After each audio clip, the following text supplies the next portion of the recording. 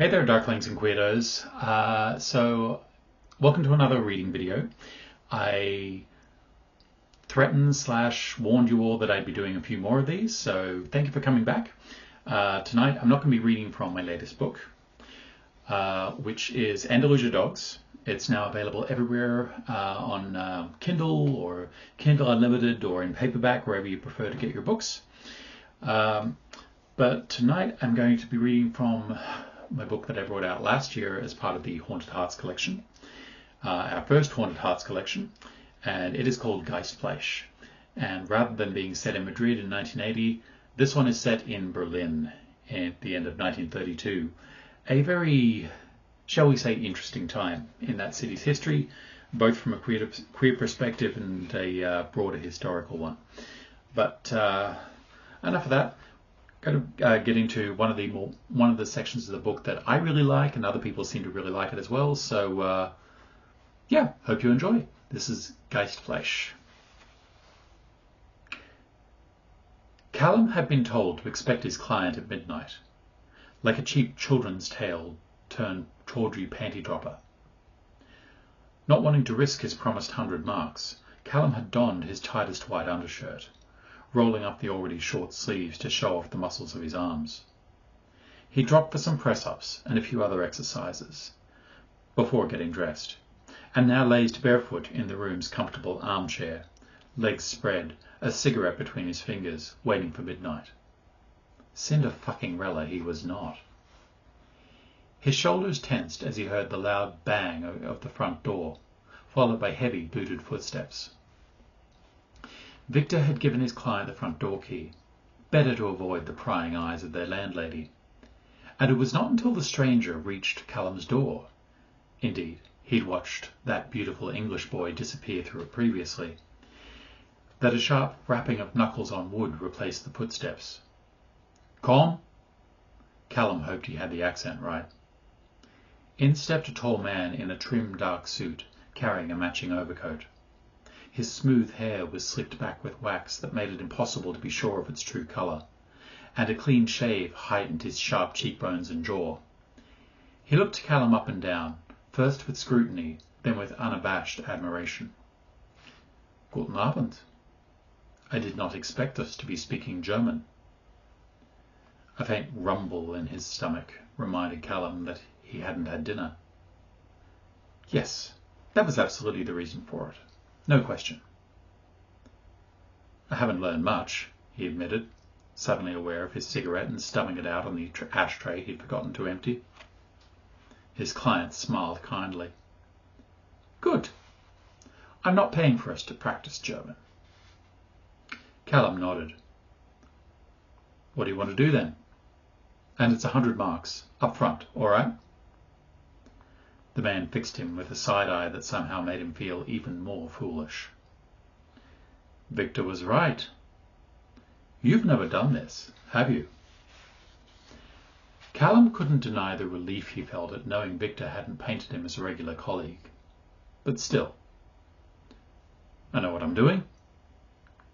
The stranger took out his wallet, peeled off 3 crisp notes and held them out to Callum. 150. "Then let's talk business, yes?" Was he supposed to refuse the unexpected raise? Not bloody likely. The money felt crisp and clean, even as he slid it into his greasy pocket. "Right then. What do you want?" "To see you," the man said with a smile. "To start, anyway." It took Callum a moment to register the simple request, but he quickly peeled off his shirt and began unbuckling his trousers, wishing at once he'd chosen more flattering underwear, or none at all. The stranger circled him, inspecting his body in every detail, brushing Callum's modest but decent musculature with his fingertips. "You play sports?" Callum shrugged. "A bit of football." "Ah." The man's touch strayed to the cleft of Callum's backside. "Yes, that's clear." Callum heard the movement of cloth behind him before the man came back around front. Callum's jaw damn near fell from its joint. Victor had said nothing about his client having abs and pectorals chiselled straight off Mount Olympus. He shivered as the man stroked his cheek with those same cold fingers. "I like to see men enjoying themselves," the man answered. "I think you will. Yes?" An awful thought invaded Callum's brain, punctuated with memories of the Saxon beauty who'd billed him the morning after, when he'd first come to Berlin. Was this beautiful man really going to pay him for sex? Victor was as hard up for money as Callum was. He'd heard of fairies being sold out by jealous ex-lovers and others with secrets too big to risk. Victor would probably do it for a few lousy marks. The thoughts shorted his brain one after the other. I can't. But you could take my 150 marks. Here. Callum fished them out, shaking his head. I'm sorry. And we have a deal. It's not about the money. Callum lowered his arm, breathing heavily. What? Show me your cock. When another moment's hesitation brought him no reprieve, Callum slid his underwear down, tugging several times on the flaccid meat that sprouted from a thatch of dark, ungroomed hair, trying to animate it. The man interrupted him.